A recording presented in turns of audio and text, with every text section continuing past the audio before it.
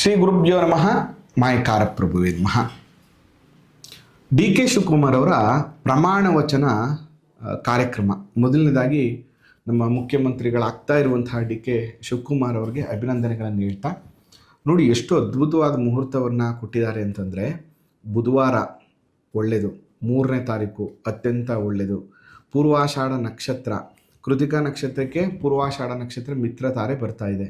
ಅದ್ರ ಜೊತೆಗೆ ಕೃಷ್ಣ ಪಕ್ಷದ ತೃತೀಯ ಇಸ್ ವೆರಿ ಗುಡ್. ಆದರೆ ಬುಧವಾರ ದಗ್ಧ ಯೋಗ ಬರ್ತಾ ಇದೆ, ಅದೊಂದು ನೆಗೆಟಿವ್. ಅದರ ಜೊತೆಗೆ ಭಾಳ ವಿಶೇಷವಾಗಿ ಶುಕ್ಲನಾಮ ಯೋಗ, ಪಂಚಾಂಗ ಶುದ್ಧಿಯಲ್ಲಿ 4 ಶುದ್ಧ ಆಗೋಯ್ತು. ಜೊತೆಗೆ 3:33 4:05 ವರುಣ ಮುಹೂರ್ತ ಇರುವಂಥದ್ದು. ವರುಣ ಮುಹೂರ್ತ ಅತ್ಯಂತ ಶ್ರೇಷ್ಠವಾಗಿರುವಂಥದ್ದು. 9ನೇ ಮನೆಯಲ್ಲಿ ಬುಧ, ಲಗ್ನಾಧಿಪತಿ ಆದಂತಹ ಶುಕ್ರ 9ನೇ ಮನೆಯಲ್ಲಿ ಲಕ್ಷ್ಮೀನಾರಾಯಣ ಯೋಗದಲ್ಲಿ. 10ನೇ ಮನೆ ವೃತ್ತಿಯನ್ನು ಸೂಚಿಸುವಂತಹ ಲಗ್ನಾತ್ ಕೇಂದ್ರದಲ್ಲಿ ಗುರು ಇದ್ದರೆ ಅತ್ಯಂತ ಶುಭ ಫಲ. ಅಂಶ ಯೋಗದಲ್ಲಿ ಗುರು ಕೂತಿರುವಂಥದ್ದು.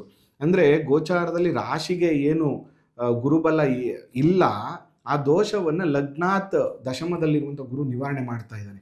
ಒಟ್ಟಾರೆಯಾಗಿ ಈ ಮುಹೂರ್ತ, ಮತ್ತು ಎಲ್ಲದಕ್ಕಿಂತ ಮುಖ್ಯವಾಗಿ 6ನೇ ಮನೆಯಲ್ಲಿ ಶನಿ ಕೂತಿರುವಂಥದ್ದು.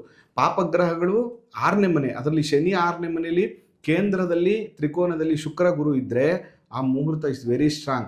ಅದರಿಂದ ಒಟ್ಟಾರೆಯಾಗಿ ಹೇಳಬೇಕು ಅಂತಂದರೆ ಇದು ವಿಜಯದ ಮುಹೂರ್ತ, ಸರ್ವಶ್ರೇಷ್ಠವಾದಂತಹ ಮುಹೂರ್ತ. ಈ ಮುಹೂರ್ತದಲ್ಲಿ ಅವರು ಪ್ರಮಾಣ ವಚನ ಸ್ವೀಕಾರ ಮಾಡ್ತಾ ಇರೋದ್ರಿಂದ ಮುಂದಿನ 2 ವರ್ಷ ಸುಲಲಿತವಾಗಿ ಸರ್ಕಾರವನ್ನು ನಡೆಸ್ತಾರೆ. ಒಂದಷ್ಟು ಧಾರ್ಮಿಕ ಕೆಲಸಗಳು ನಡೆಯುತ್ತೆ. ಇಲ್ಲಿವರೆಗೂ ಎಕ್ಸ್ಪೆಕ್ಟ್ ಮಾಡದೇ ಇರುವಂತಹ ಒಂದಷ್ಟು ಒಳ್ಳೆಯ ಕಾರ್ಯಗಳು ಅಧಿಕಾರದಿಂದ ಖಂಡಿತವಾಗಿಯೂ ಆಗುತ್ತೆ. ಜನಸಾಮಾನ್ಯರಿಗೆ ಅನುಕೂಲ ಆಗುತ್ತೆ. ಒಳ್ಳೊಳ್ಳೆ ಕಾರ್ಯಗಳು ನಡೆಯುವಂಥ ಸಾಧ್ಯತೆ ಇರ್ತದೆ.